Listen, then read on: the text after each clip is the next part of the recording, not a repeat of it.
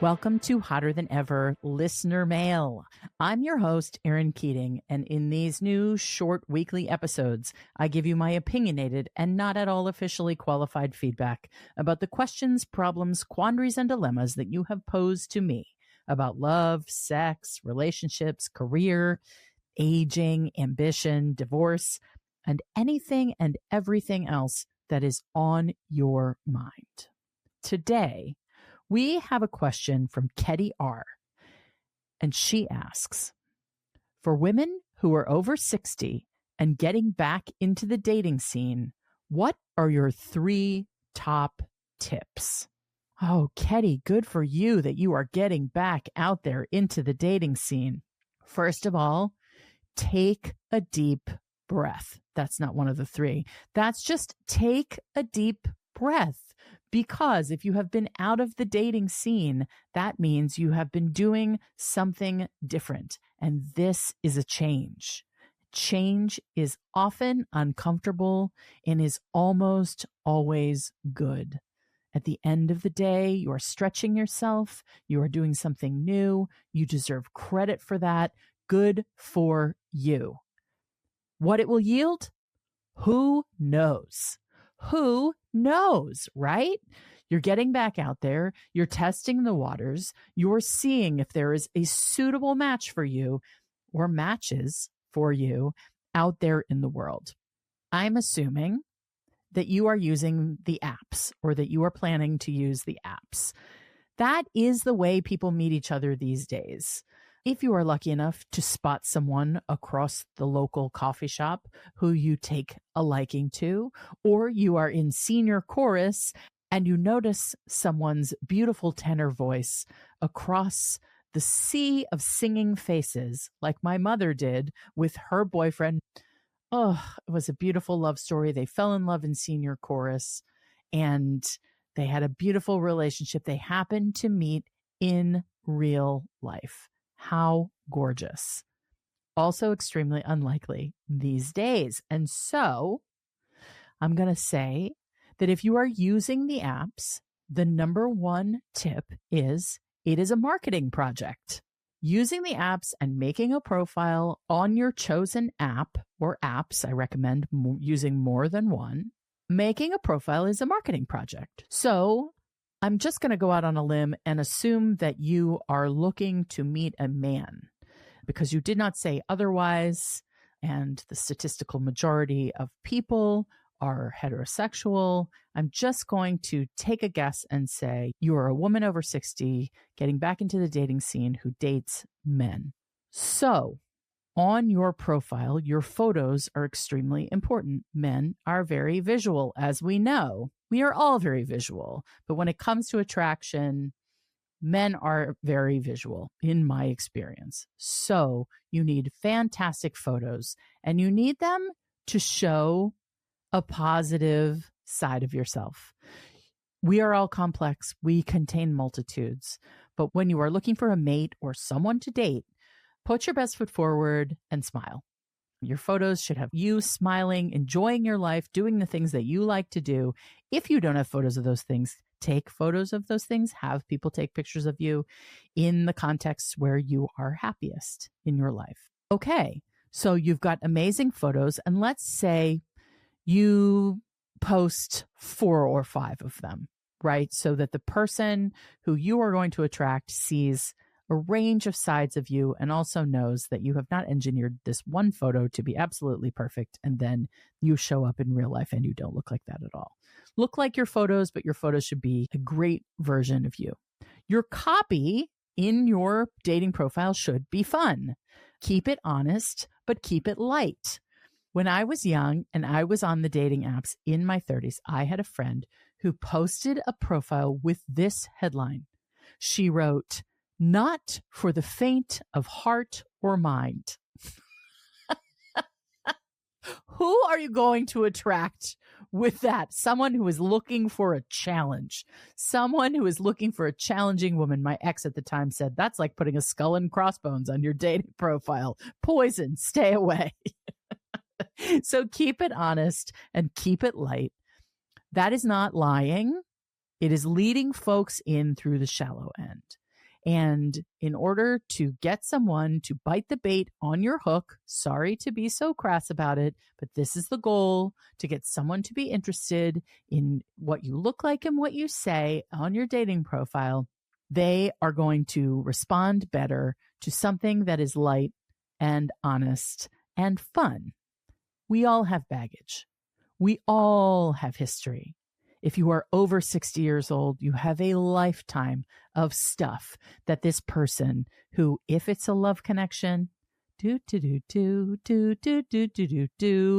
it's a love connection, maybe you recognize that theme song from the TV show Love Connection that aired in the early 80s. We all have baggage. And if it's a love connection, it will be revealed over time. Everything will be revealed over time. Don't put all your tragedy, all your pain, all your complexity out on your dating profile. Keep it light, keep it honest, keep it fun, look great. The goal is to get interest. Number 2, cultivate an open mind. An open mind. We all have 1,000 million reasons to eliminate someone from contention as your future boyfriend, date, person that you love, person that you sleep with, etc.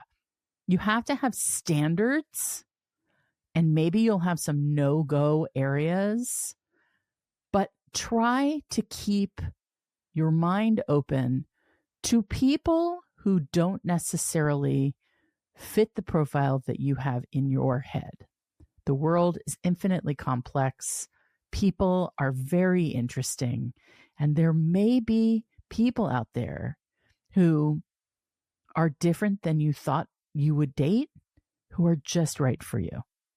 So keep your standards. If terrible spelling and poorly educated partners are a deal breaker for you, don't respond to people who can't spell. People whose profiles exhibit very little effort, low effort profiles and responses. For me, that is a deal breaker. Share something about yourself. If you are not willing to share something about yourself and try in this context, you probably are not going to share yourself and try in the context of our relationship. If you have a shitty attitude, or if you say something that is just absolutely appalling, okay, those are your standards, right? Those can be red flags. However, don't overinterpret. Keep the age range wide. Try to go as young and as old as you imagine you could go, and then add a few years on the young end. No, add a few years in whatever direction you feel comfortable with. Some people like dating older. Some people only date people their age. Some people like dating younger. I had to do a lot of experimenting when I was back out there and dating at age 50. And what I found is that 40 was about the right age for me when I was 50 for guys. The older guys were okay. The guys my age definitely were fine. Younger was better, but then there was a such thing as too young because I just could not connect on any real level. So keep your mind open around age, and don't restrict people based on their taste in music or something superficial like that. And if you are dating men, don't restrict them for having a bad photo or holding a fish in his photo. A lot of times men are really proud of the fish they caught, and they will post a picture of themselves having caught a fish. I think there is a whole doctoral thesis to be written about why men do this, what it symbolizes, but he wants to show off to you something he's accomplished. And unless you are a vegan and truly it is against your values to catch fish, or you would never date someone who engages in sports on the sea, if that is a deal breaker for you, or hunting of any kind is a deal breaker for you, give him a break. Give him a break. Most men will have bad pictures. They're just not as good at this stuff as we are. And if they're really good at it, I just sort of tuck that information away because maybe they're too good at it. You never know. Cultivate an open mind. Maybe you've never dated someone who was a different religion or race than you. You never know. That person could be the perfect fit. Number 3, the goal is to get to a date in real life. That is the goal. The goal is to be face to face with this person so that you can then have all the real information that your kinesthetic awareness and your heart and your life experience tells you about this person. When you are online and you are chatting and you are exchanging notes, a good back and forth is great. Cultivate repartee, enjoy the way the conversation is going back and forth. And then, if you like that, ask to talk on the phone. Talking on the phone is a disarming request, and it will give you a lot more information. You start to engage your different senses in the experience of this new person. Check in with your body. How did the conversation make you feel? Was there flow? Was it weird? Did they say something insane? Or were they just nervous and that was cute? You're going to know so much more once you've had a phone conversation. For me, a phone screen was always really helpful because you just realize whether you can vibe at all with this person, right? If they're okay on the phone, they're probably going to be better in real life. So then if you agree at the end of the call, like, yeah, we should get together, great. That is the goal. Like when you are on a job search, you do not have to take every job that is offered to you. However, if you are not offered the job, you cannot have the job. If you are not offered the date or you do not arrange a date, you cannot date this person. The goal is to get the offer. When you go on that first date, keep it casual. So meet for coffee or a walk or one drink at a bar or something else public and low key and inexpensive. If they want to take you to a fancy restaurant and a Broadway show on the first date, that's too much. You're going to feel trapped. You're going to feel obligated. There's plenty of time for all those kinds of things once you get to know each other. But in the beginning, you're feeling each other out, and I would just say show up to that date as who you are. Show up to that date as your normal self. Don't labor it too much. Look good, but look good like you'd look good every day. I think the thing with just meeting someone in real life is know that you're both nervous. It's weird for both of you. Your intentions are good. You want to have someone be nice to you that you can be nice to. You want to connect and really just show up being willing to have a real conversation, to be your full self, and to see how it goes. It's low stakes, right? You're okay if you don't have a partner. You're okay if you don't have a boyfriend. You're okay if you don't have someone to go out to dinner with or go to the movies with. You can do those things yourself or with your girlfriends. This is just one person in a sea of people or a handful of people in a sea of possible options, and everyone is just feeling it out. Now, it's a lot easier if you're in it just to hook up, right? Because then you don't really have to worry about the quality of their character or whether they're going to be appropriate to meet your kids or your grandkids.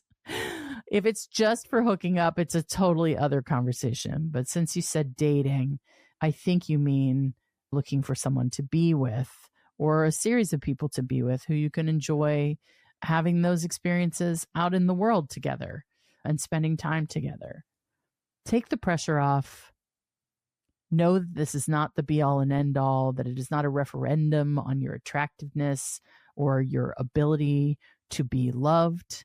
This is not a survey of your appeal to the opposite sex. This is just a moment in time of you putting yourself out there, taking risks, being vulnerable, being available to new experiences. And all of those things are for you. So whatever happens in this round of trying to date after 60, You're going to learn as much about yourself in this experience as you are going to learn about the state of who is single and on the dating apps, who you might be attracted to. This round might be a fail. This round might be like, yeah, forget it. I'm going to sit this out for a little while. Wasn't ready. Or this round could be like, holy shit, this is so fun. I had no idea there were so many interesting, different kinds of guys out there who would want my company. You never know. Treat it as an opportunity for new experiences, for growth. And either way, no matter what happens, you will stretch and grow from putting yourself into new experiences and new environments and meeting new people and having conversations. That is all it is. You know how to do this. You got this. And hopefully you'll find exactly the person that you're looking for, or someone who is even better and more interesting than what you thought you wanted. I wish you all the luck in the world, Ketty R. I think this is going to go really well for you. Take it easy. Don't sweat it too hard. Enjoy yourself. Have fun. Thanks for listening to Hotter Than Ever Listener Mail. How can you ask a question? Well, I'm so glad you asked. DM us at Hotter Than Ever Pod on Instagram, or leave me a voicemail or text. That's pretty easy. Text the Hotter Than Ever Hottie hotline at 323-844-2303. That's 323-844-2303. I would love to answer your question in a future episode. Hotter Than Ever is produced by Erica Gerard and Podkit Productions. Our associate producer is Melody Carey. Music is by Chris Keating, with vocals by Isa Fernandez. This has been another episode of Listener Mail.